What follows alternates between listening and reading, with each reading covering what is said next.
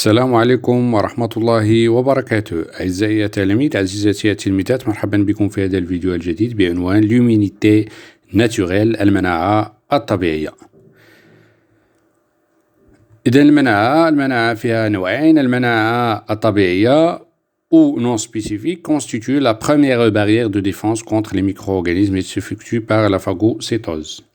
النوع الثاني وهو l'immunité spécifique، المناعة النوعية ou l'immunité acquise، المناعة المكتسبة، orchestrée par des cellules immunitaires, à savoir les lymphocytes T et B, et dirigée contre un type d'antigène spécifique caractérisé par une mémoire immunitaire.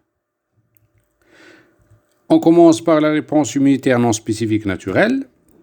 Donc la réponse immunitaire innée ou non spécifique, c'est une réponse qui est opérationnelle dès la naissance et ne nécessite aucun apprentissage.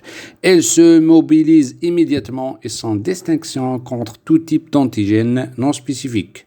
C'est les barrières naturelles. Donc les barrières naturelles, ce sont les premières barrières de défense de l'organisme contre les micro-organismes pathogènes.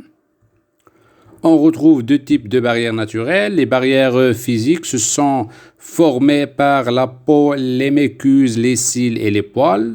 Le deuxième type, ce sont les barrières chimiques formées essentiellement par les liquides visqueux sécrétés par les muqueuses, à savoir les larmes, la sueur, la salive, le pH acide de l'estomac, les sécrétions enzymatiques digestives et les sécrétions vaginales et spermiques. On note aussi qu'il y a un troisième type de barrière naturelle, à savoir les barrières écologiques. C'est représenté essentiellement par la flore intestinale, commensale en général. Ce sont les bactéries qui entrent en compétition, soit sur l'espace, soit sur les nutriments, avec les bactéries pathogènes, et limitent ainsi leur installation sur la peau ou dans le tube digestif.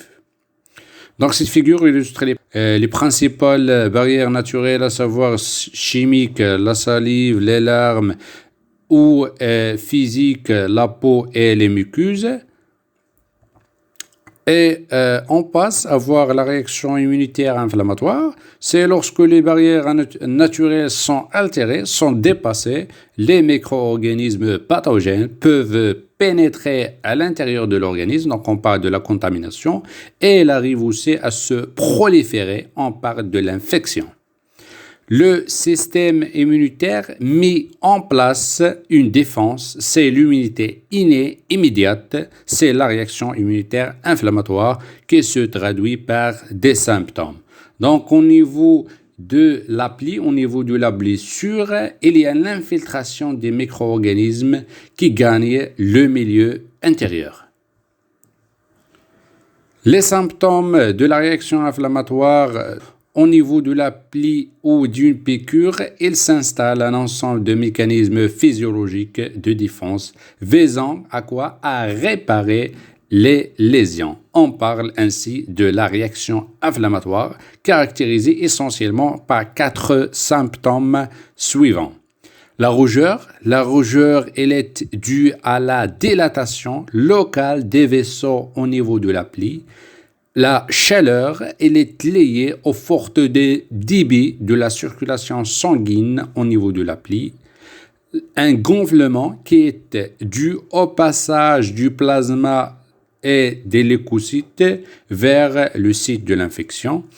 La douleur, elle est due à l'excitation des terminaisons nerveuses au niveau de la peau. Et au niveau de ce site d'infection se réalise un phénomène très important nommé la phagocytose. Donc la phagocytose, c'est une opération qui est orchestrée par les cellules appelées les macrophages. Elle s'effectue par les phagocytes comme les polynucléaires ou les granulocytes et les macrophages. Cette phagocytose se déroule en 4 étapes, à savoir la première étape, elle consiste à l'adhésion, la fixation des bactéries pathogènes sur les pseudopodes de la cellule phagocyte. La deuxième étape, elle consiste à l'ingestion et à faire entrer les bactéries à l'intérieur d'une vésicule de la cellule phagocyte. La troisième étape, c'est la digestion. Donc, on insiste à la production et la sécrétion des substances enzymatiques qui vont dégrader, qui vont digérer la bactérie au niveau de la vésicule de digestion. La quatrième étape, elle consiste à l'évacuation des déchets de la bactérie dehors de la cellule. Donc, on parle de la quatrième étape, rejet des débris de la cellule digérée.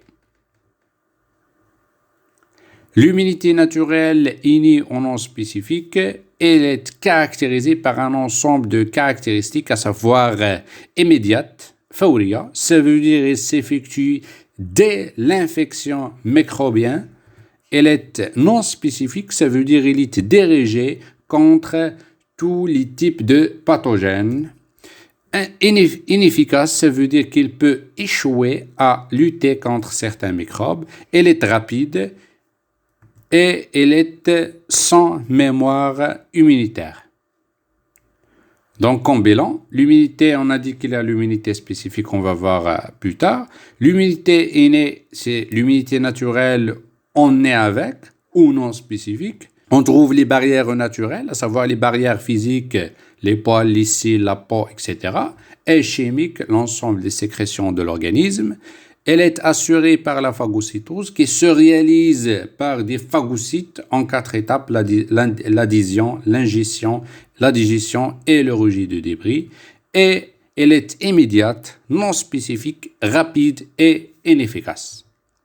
أعزائي التلاميذ أتمنى أن تكونوا قد استفدتم معنا والسلام عليكم ورحمة الله وبركاته.